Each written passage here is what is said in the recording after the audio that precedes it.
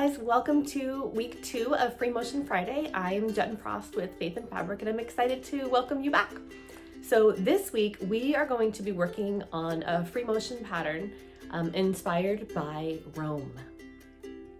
Romans 1:16 tells us, "For I am not ashamed of the gospel, for it is the power of God for salvation to everyone who believes, to the Jew first and also to the Greek." I love this line of scripture because it reminds us that our salvation history isn't just ours. It belongs to anyone who wants it, and it's free. It's free for the taking if you are willing to take it. So as you saw, our free motion pattern today is really based on ancient Rome. Ancient Rome is famous for their a lot of things, but one of them, at least for me, I think of is that ancient Roman architecture.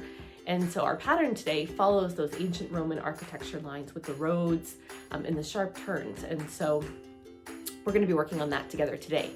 Now, there's a few things to keep in mind when you're working on this pattern. Much like our pattern from last week, we want to sew our lines so they don't cross over themselves. We want to make sure we have distinct starts and stops, which will help us keep our corners nice and sharp. We want to try to keep the spacing between our rectangles even.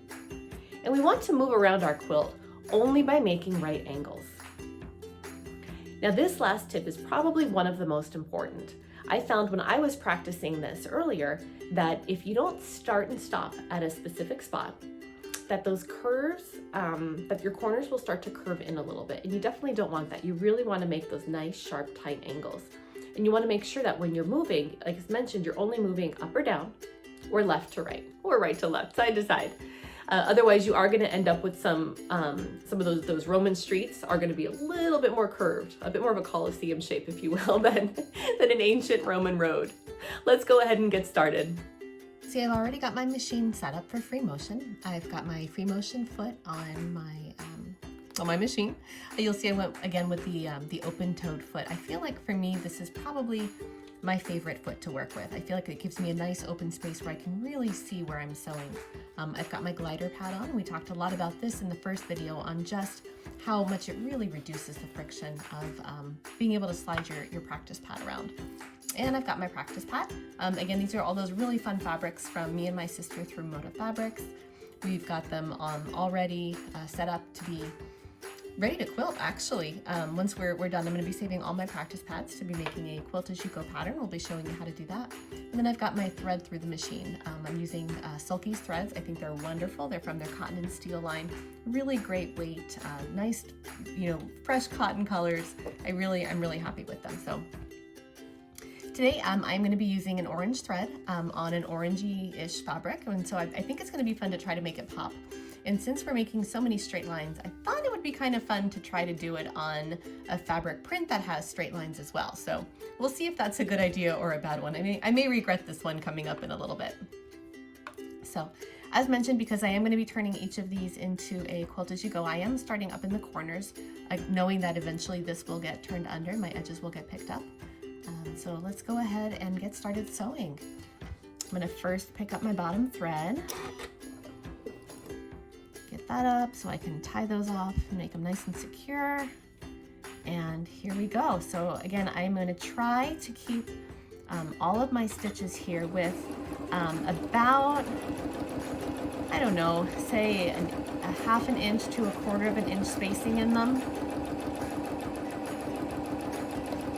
I don't want to put them too close together because it does make it nice and firm when you end up doing that, your quilting.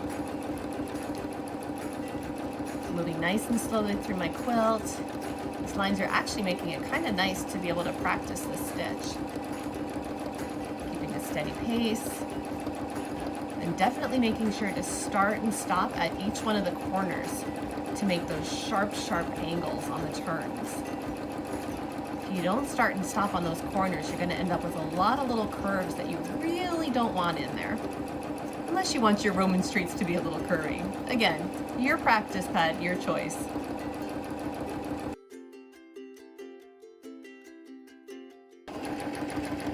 Okay, you can see I'm getting to the end here, finishing up. Time flies in video time, doesn't it?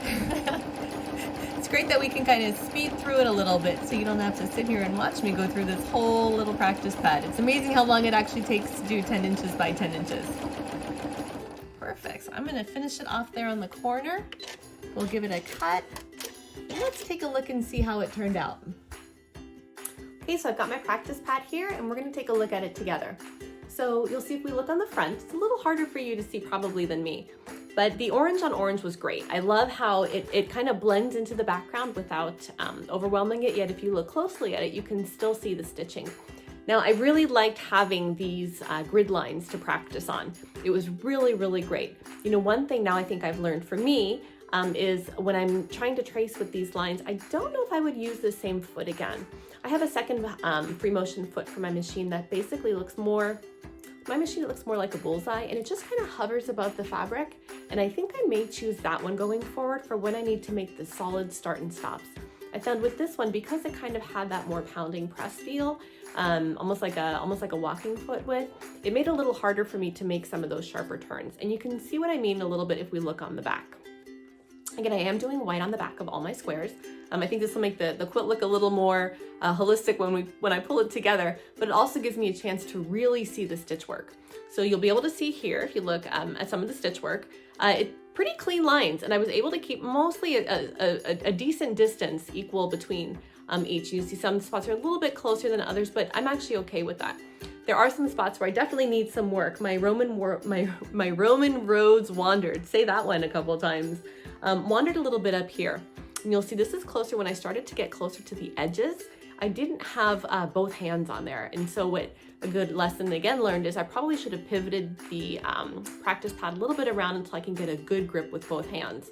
Because really when there's just one hand on there, those roads, those straight lines, they get a little bit wiggly here up in this corner. So this is definitely a corner where a good lesson learned for me to make sure I have a chance to keep both hands on the practice pad. And again, mention probably change that foot out. So this was a great practice session for me. I really look forward to hearing how it went for you guys. Go ahead and leave your thoughts and comments on how your session went today in the comment section. And I look forward to talking with you next week on week 3 when we continue our journey through scripture as we free motion quilt together. Take care.